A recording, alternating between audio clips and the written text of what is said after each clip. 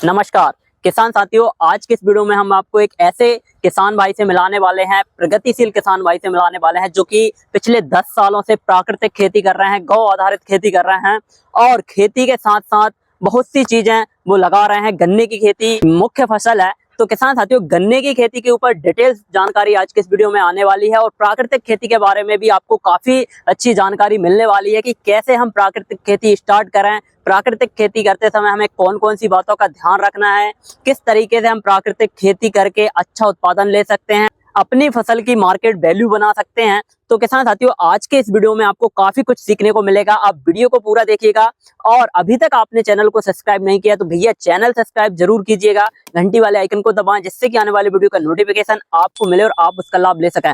और किसान साथियों, मैं आपसे रिक्वेस्ट करता हूं कि इस वीडियो को अधिक से अधिक किसान साथियों तक शेयर करें ताकि हर एक किसान भाई तक यह जानकारी पहुंचे और वो अपनी फसलों में आ रही लागत और जो समस्या अपनी खेती में आ रही हैं उनका समाधान उनको मिल सके। तो मैं हूं निखिल रजक, स्वागत करता हूं आपका आपके पसंदीदा यूट्यूब चैनल खेत किसान और गांव में। किसान साथियों, आज से हम नरसिंहपुर जिले के दुधवारा ग्राम में हैं और यहाँ पर हम भाई साहब से मिलाने वाले हैं जो कि पिछले कई सालों से प्राकृतिक खेती कर रहे हैं, गौ आधारित खेती कर रहे हैं और गन्ने की फसल कर रहे हैं। उसके साथ में इंटरक्रॉपिंग है और भी फसलें वो लगा रहे हैं। तो किसान भाइयों, हम सबसे पहले भाई साहब का स्वागत करते हैं हमारे चैनल पर। आपका स्वागत है सर। सबसे पहले आप हमारे किसान भाइयों को अपना परिचय दीजिएगा। मैं कृष्ण कुमार लोधी जी ग्राम दुधवारा, तहसील गाड़ावारा, जिला नरसिंहपुर, मध्य प्रदेश से हूँ जी।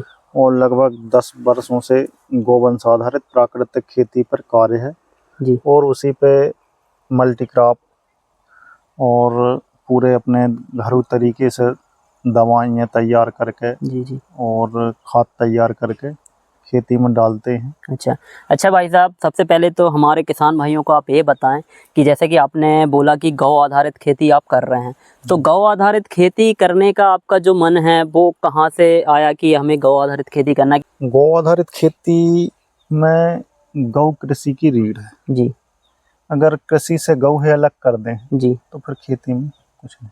अच्छा, हाँ, मतलब मुख्य चीज जो है कि खेती की जो रीढ़ है की हड्डी जैसे बोला जाता है वो गौ है। गौ और गौ आधारित खेती यदि किसान करेगा तो किसान सक्सेसफुल रहेगा। आज से पहले जब मशीनें नहीं थी जी।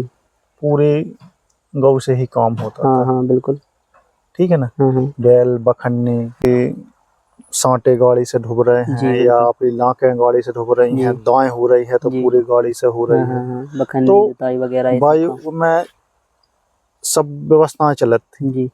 आज के समय में पूरा मशीनी युग हो गया तो गौपालन के प्रति किसानों को रुझान कम हो गया। गौ से हमें बहुत सी चीजें मिल रही हैं, गोबर मिल रहा हो, गोमूत्र मिल रहा है, आपको दूध दही घी मही सब शुद्ध खावे मिल रहा हो। आज आपके घर एक गैया रहे तो बाहर से कोई चीज लावे की जरूरत नहीं है। शुद्ध घी की पूड़ी खाओ ना। बिल्कुल सही बात है जी। अब कह रहे भैया वो तेल नुकसान करे, तो जो तेल नुकसान करे जब अपने प्रकृति ने दी है व्यवस्थाएं चिगैया रखो। जैसे कि आपने शुरुआत की, कितने एरिया से प्राकृतिक गौ आधारित खेती की शुरुआत की थी? मैंने शुरुआत से ही पूरी 12 एकड़ जमीन है जी, उसमें मैंने कार्य चालू कर दिया था। अच्छा, आप पिछले कितने सालों से? 12 साल पहले। 12 साल से। तो स्टार्टिंग में आपको कुछ समस्याएं भी आई होंगी प्राकृतिक खेती करते समय? अब समस्याओं किन समस्याओं से आप? कई समस्याओं से अब भी जूझ रहे हैं जी और जूझत रहे हैं जी। मनो अपन काम छोड़े वाले नहीं है। अच्छा, तो कुछ मुख्य समस्याएं जो आपको लगती हैं कि प्राकृतिक खेती क्या है कि आज के समय में किसान बहुत सोचते हैं कि हमें प्राकृतिक खेती करना है। मेरा काम भी यही है कि मैं किसान भाइयों को जागरूक करूं, जो किसान भाई काम कर रहे हैं धरातल पर, जो अच्छा काम कर रहे हैं, उन लोगों की जानकारी सभी किसान भाइयों तक पहुंचाएं और वो भी कुछ नया कर पाएं। तो आप क्या बताना चाहेंगे कि जो स्टार्ट कर रहा है नया, मतलब कि सोच रहा है कि हमें गौ आधारित खेती करना है, तो वो कैसे आगे आए? पहले तो शुरुआत में थोड़ा थोड़ा सिस्टम समझ जाए जी, कैसे करने हैं क्या करने हैं और धीरे धीरे आधा एकड़ से 1 एकड़ से पहले परिवार के लाने करे जी, और फिर धीरे धीरे आगे सिस्टम बढ़ा जाए। जो जो चीज उसे समझ में आ जाए वो अपनी खेती में अप्लाई कर जाए। जैसे कि आपने बताया कि आप गन्ने की खेती कर रहे हैं, तो अभी आप इस फील्ड पे कौन सी मेथड से गन्ना लगाए हैं? इसमें ये पिक्का वाला गन्ना लगा है जी, पौधे। और इसके बीच में आलू लगा है जी, जो लाइन दिखा तो रही है। इसमें जो जैसे कि हम देख पा रहे हैं कि यहाँ पर आपका जो लाइन से लाइन की दूरी है ये 3 फीट से 4 फीट है जी, और बीच में आपकी 2 रो हैं। हाँ। इसके बाद में आपका जो डिस्टेंस है जो काफी ज्यादा है, इसका रीजन क्या है? इसका रीजन है, इसमें हम गर्मी में मूंग लेंगे जी, और राहल लगे हैं एक लाइन जी सेंटर में। हाँ। और ये गन्ना से गन्ना के पौधा ऐसे कसाजे हैं। अच्छा, तो इसमें बिलौर वाली फसल भी हम ले लेंगे, ले पा रहे हैं। मतलब कि आपका सह फसल भी है कि गन्ना के साथ में हम इंटरक्रॉपिंग भी कर रहे हैं। इंटरक्रॉपिंग। तो वहाँ पर आपका 3 फीट था, 3.5 फीट था, और यहाँ पर आपकी जो लाइन से लाइन की दूरी है ये करीबन 9 फीट के आसपास हाँ, होगी। 9 फीट के आसपास। अच्छा, तो अभी आप गन्ने का जो एवरेज उत्पादन है औसतन वो कितना आ रहा होगा आपका? अभी कुछ तो जैसे ये चौथे साल की बढ़ाई है, जब तो 100 कुंटल के लगभग आ है। अच्छा, चौथे साल की कटिंग होना है। और वो सेकंड साल को है वो 250 के लगभग पहुंचे। अच्छा, और और फर्स्ट जो ईयर 350 पौने 400 के लगभग पहुंच गया जो फर्स्ट ईयर को सामने। अच्छा, स्टार्टिंग में जो किसान भाई खेती करते हैं, गौ आधारित खेती करना चाहते हैं, तो जैसे कि आपने बताया कि तो धीरे से करे, है ना, छोटे से एरिया से करे, लेकिन उसके लिए वो कौन कौन सी व्यवस्थाएं अपने घर पर बनाएं? पहली चीज तो जो है कि खेती है मजबूत कैसे करें। जी, आज का है हमने खेती से निकालवाई है, जी, गौ से हमने निकालवाई है, जी, वह दैविक कोशिश नहीं करी। जी, हाँ हाँ, भाई हम आपसे कितने दिन काम करवा सकते हैं बिना खुआए पियाए? सही बात है। 2 4 8 दिन, 2 दिन, बस।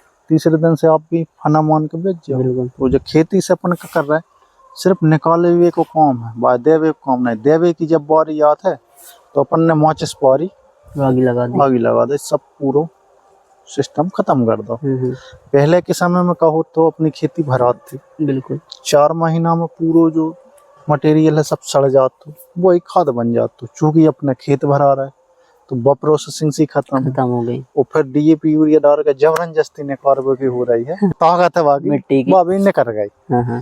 तो कुल मिलाकर दवाइयों के दम पे अपन कितना खेल करे, और आज वही देखो जो जमीन में निकल रहा वही अपने शरीर में जा रहा है। बिल्कुल। तो अगर कुपोषित अनाज अपने शरीर में जाएगा तो कुपोषण निश्चित है। बिल्कुल।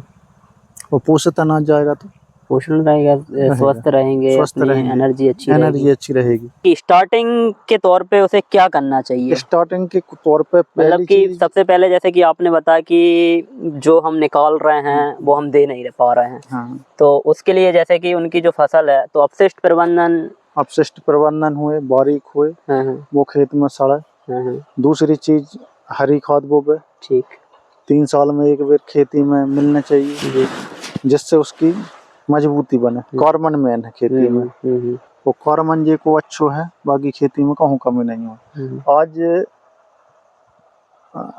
अनुभव है अपने जिन के तक गोबर गैस है या सैलरी खेतों में डला था या खाद गोबर को बना था। बिन के खेतों की रासायनिक वाले हो चाहे कोई हो, बिन के खेतों की उपज 20% अन्य किसानों से ज्यादा रहेगी। हाँ, तो मतलब कि हमें सबसे पहले तो सॉइल पे काम करना है। सॉइल पे काम करना, जो हमने मतलब कि धरती माता की जो शक्ति को क्षीण किया है उसको बढ़ाना सबसे मुख्य उद्देश्य होना चाहिए किसान का, यदि उसको लंबे समय तक उत्पादन अपने खेत से लेना है। जैसे कि आपने बताया कि अपशिष्ट प्रबंधन जरूरी है, हरी खाद जरूरी है, और गाय का जो कंपोस्ट खाद है जो अपने घर पे खाद बनाते हैं वो जरूरी है। हमारे किसान भाइयों को ये भी बताएं कि जैसे कि वो उनने अपशिष्ट प्रबंधन कर लिया या बेसल खाद डाल दिया, कंपोस्ट खाद वगैरह सब डाल दी, उसके बाद में उनने फसल लगा दी, उसके बाद में वो क्या करें, घर पे ऐसी कौन सी व्यवस्था बनाए? जैसे कि गौ की अपने बात की कि गाय होना ज़रूरी है, तो गाय का सेटअप भी होना ज़रूरी है। और फिर गाय का जो यूरियन है, गौमूत्र है या गाय का गोबर है, उसको किस तरीके से हमें खेत में देना है और आप कैसे देते हैं? आप थोड़ा इस बारे में हमारे किसान भाइयों को बताइए। जैसे आपको यहाँ दिखा रहे हैं जी, गौशाला है हमारी। हाँ। और इसमें गौ प्रबंधन है जी। कौन सी गाय है आपके पास में? जो देसी नस्ल की गाय है। हाँ, साहिवाल। अच्छा। तो यहाँ गौमूत्र की आप नाली देख रहे हैं जी, ये वाली जी। हाँ, ये नाली वहाँ उस गन्ने में जान के मिलती है, वो यहाँ पे। यहाँ पे आइए ना, देखिए किसान भाइयों, यहाँ पर जो गौशाला है और वहाँ से जो गाय का यूरियन है वो इस नाली के द्वारा भाई साहब ने कितना शानदार सेटअप किया है, ये देखिए। गाँव तो इस टैंक में आपका स्टोर हो जाता है। स्टोर हो जाता है। और आपने ये मोटर रखा है, इसका क्या काम है? ये पानी चलने के बाद जी 10 मिनट इस मोटर को चला देते हैं। जब ये भर जाता है हाँ तो अपने खेत में सरलता से इतना से अपन ने पाइप जोड़ के हाँ, तो ये पूरा चला जाता है उस खेत में चला जाता है। और यहाँ पर आपका ये यहाँ पे जो जितना भी कचरा है जी ये सब है जी इसमें डाल देते हैं। जी तो गोबर गैस की सैलरी और कंपोस्ट खाद आके कन्वर्ट हो जाता है, मतलब गोबर वहाँ से आपका जो गोबर गैस की सैलरी आ रही है तो वो इसमें मिल जाती है। तो और इसको आप कैसे देते हैं फिर खेत में? इसको जब हम बाहर निकाल देते हैं ऐसे जी, सुखाना पड़ता है उसको। फिर बाकी बाद में केंचुआ हो जाता है। हाँ। केंचुआ खा ले चाय पत्ती बना देते हैं, फिर फेंक देते हैं। अच्छा, मतलब तो किसान भाइयों ये भी एक बहुत ज़रूरी है कि जैसे कि गौमूत्र देने की बहुत ज़्यादा समस्या रहती है, तो आप इस तरीके से सेटअप बना सकते हैं। गाय के गोबर की सैलरी से आप खाद बनाकर अपने खेत में दे सकते हैं, जैसे कि भाई साहब कर रहे हैं।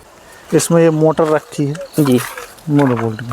तो अच्छा, इसमें ये हम वाली? जो भी मटेरियल रहता है इसमें हम छान के कर देते हैं हाँ हाँ और पानी भर देते हैं। तो धीरे धीरे धीरे धीरे इस मोटर के माध्यम से यहाँ से पानी के साथ हमारा जो कल्चर है या गोकरपामृत है जो भी है जी, वो इसके माध्यम से पानी के साथ रेगुलर जाता रहता है। और बनाने वाले बैक्टीरिया इसमें मतलब कि सूक्ष्म जीवाणु है। हाँ, और इसमें भी आपका ये 3 कैप्सूल जो हैं वो वाले बेबेरिया बेसियाना है जो इल्ली कलाना है। हाँ, और वो फफूंदी वाला है, टाइकोडर्मा है। हाँ, ऐसे 3-4 प्रकार के इसमें हैं, 9 प्रकार के इसमें। अच्छा, तो जमीन को ताकतवर ये बनाते हैं। ठीक। और मतलब कीटों से और फंगस जैसी जनित बीमारियां जो रहती हैं उनसे बचाव के लिए हैं। तो आप इनको कैसे चलाते हैं ज़मीन में? उसी वो आपने बताया था जे इसको जो पानी के साथ ये चलता है जी, और पंप के साथ ये चलते इसको चलाते हैं स्प्रे में। तो फसल के अकॉर्डिंग देते होंगे कि 15 दिन 10 दिन? हाँ, 15-20 दिन वो अपन अमाउस्पूनों के लगभग स्प्रे करते हैं, पीछे स्प्रे कर देते हैं। अच्छा, चलो। अमाउस्पूनों को से बहुत महत्व है स्प्रे को। हाँ, तो उसमें क्या रहता है कि कीट जैसे कि अमावस्या रहती है तो कीट ज़्यादा अट्रैक्टिव रहते हैं। अमावस्या के लगभग आपको कीट नियंत्रण दर जाए जी, तो सबसे सस्ता कीट से आपको काम कर जाए। अच्छा, और अमावस के 8 दिन हो गया तो बड़े से बड़ा कीट नियंत्रण आप डाल रही हो, नहीं हो सकता। नहीं हो सकता। उसमें जन्म उनके ज़्यादा होते हैं। हाँ, मतलब कि प्रजनन की जो कार्य है वो अमावस्या के आसपास होता है। ठीक है, तो किसान भाइयों जैसे कि भाई साहब ने बताया कि वो जो खेती कर रहे हैं, गन्ने की खेती कर रहे हैं, पीछे इनका अरहर लगा है। तो भाई साहब जैसे कि आपने बताया कि आप कल्चर दे रहे हैं, बायोगैस की सैलरी दे रहे हैं, गौमूत्र चला रहे हैं और कंपोस्ट खाद वगैरह ये सब डाल रहे हैं। इसके बाद में बात आती है जैसे कि आपने अभी बताया कीट नियंत्रण का, तो ये भी हो गया। अब जैसे कि किसान भाई ने सब कुछ कर लिया तो और कौन कौन सी चीज़ों का उसे ध्यान रखना चाहिए खेती करते समय?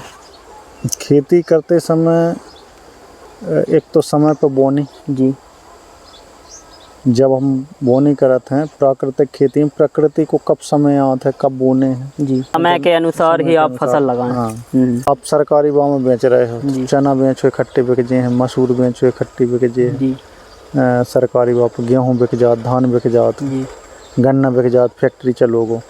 जहाँ अपन गुड़ बना लो तो धीरे धीरे धीरे धीरे रकम एक सी नहीं आए। अच्छा, मतलब कि हाँ छोटी छोटी रकम आती है।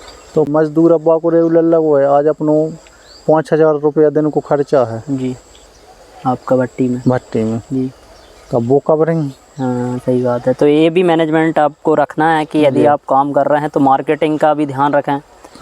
अच्छा, मार्केट में बेचो तो वही उन्हें पौने दाम दे, फिर वो कोई मतलब नहीं है। हाँ, मतलब कि फिर वो बचत नहीं होनी, क्योंकि आखिर में आके बात यही आती है मार्केटिंग की। उगा तो लेता है लेकिन उसको मार्केट नहीं मिल पाता। तो मार्केट वो कैसे बनाए? तो मार्केटिंग की ये है कि 10 साल पहले से मैंने जब चालू किया था तो थोड़ा परेशानी तो हमें बहुत आई जी, 3-4 साल। अब मानो अब आके कोरोना काल को समय है तो बस हमें भी बहुत मतलब कम से कम हमने 50 लाख को घाटा सहा है। अब जाके लाइन पे गाड़ी आई है, मतलब कि अब धीरे धीरे अपन प्रोग्रेस कर रहे हैं। अच्छा, मतलब कि पेशेंस रखना भी जरूरी है। किसान को अभी अब नाम से काम चलत है जी।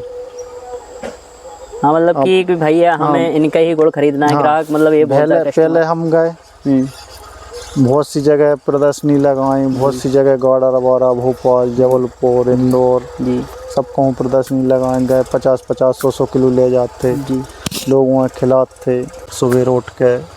तो बहुत संघर्ष करो। हाँ मतलब मार्केटिंग भी आपने मार्केटिंग के लिए बहुत संघर्ष किया है। तो किसान भाई जैसे कि आप भी प्राकृतिक खेती कर रहे हैं, कोई भी फसल उगा रहे हैं, तो यह ध्यान रखें कि मार्केटिंग पे ज़्यादा फोकस करें। आपको मार्केटिंग यदि आपने बना लिया तो आपका प्रॉफिट होना निश्चित है। और किसान साथियों, भाई साहब गन्ने के रस से गुड़ भी बनाते हैं। तो गुड़ कैसे बनाया जाता है इसके लिए आप नेक्स्ट पार्ट ज़रूर देखें, पार्ट नंबर 2। यदि अभी तक आपने चैनल को सब्सक्राइब नहीं किया है तो चैनल सब्सक्राइब कर लें, इस वीडियो को लाइक कर दें, अधिक से अधिक शेयर करें, कमेंट करें, और मैं फिर से बोलूँगा आप चैनल सब्सक्राइब जरूर करें। धन्यवाद, मिलते हैं नई वीडियो में, जब तक के लिए जय जवान जय किसान।